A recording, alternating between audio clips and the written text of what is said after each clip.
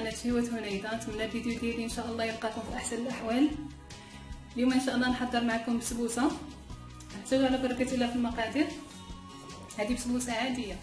عندي انا نص كيلو سميده رقيقه، 200 غرام د الزيت، 200 غرام د الحليب، 200 غرام د السكر سنيده، 5 بيضات، عندنا ساشيه فاني، خميره الحلوى فيها 20 غرام، واحد العلبه د الياغورت. بالنسبه للسيرو عندي انا 2 كيسان علبه الماء، كاس علبه السكر سنيده. انا غنقسم هنا بنكهه المزهر، وانتم لكم اختيار، تنسموا باش ما بغيتو، بالتينه بالليمون باش ما بغيتو. ندوزو على بركه الله نشوفوا طريقه التحضير.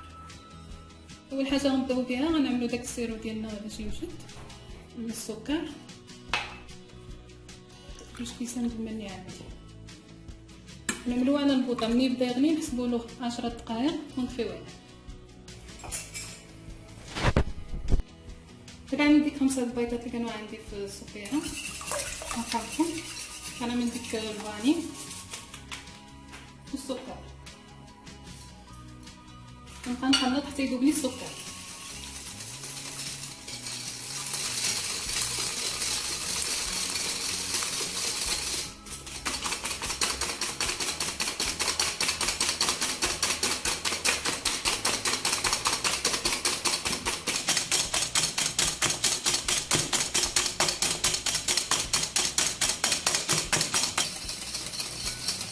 غنبدا نزيد شويه بشويه.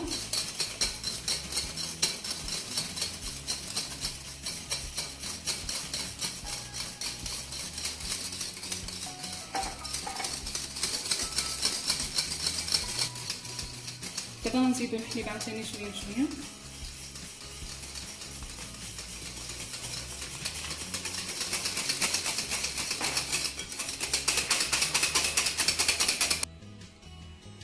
غنزيد دانون،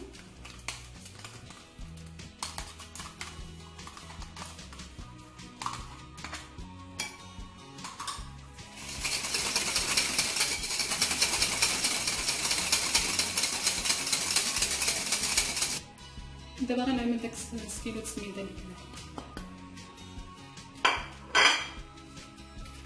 وغنعمل خميره.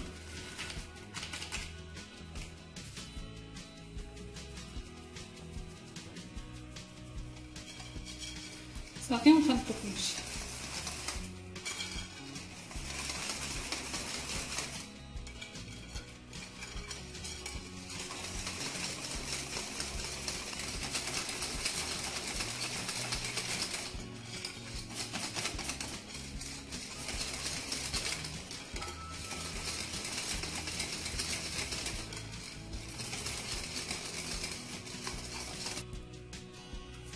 دابا كنجيب واحد الطاوه كتكون الفران عندي مدهونه بالزيت، غنعمل فيها الخليط ديالي.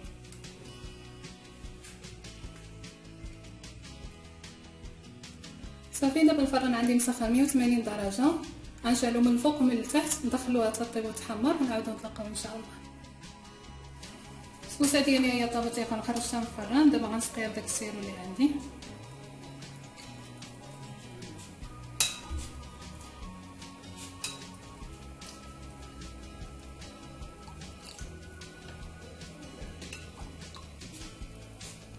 صافي البسبوسه هي وجدت. انا زوقتها بشويه د الكوكو كان عندي وشويه د حب الملوك معسل. نتمنى ان شاء الله الوصفه اليوم تنال الاعجاب ديالكم. واذا عجبكم الفيديو ما تنساوش حبيباتي تخليو لي جيم، واللي باقي ما شارك معايا في القناه يشارك معايا، ومرحبا بالناس الجدادين معايا. ووصفه اخرى ان شاء الله وفيديو اخر. والسلام عليكم ورحمه الله تعالى وبركاته.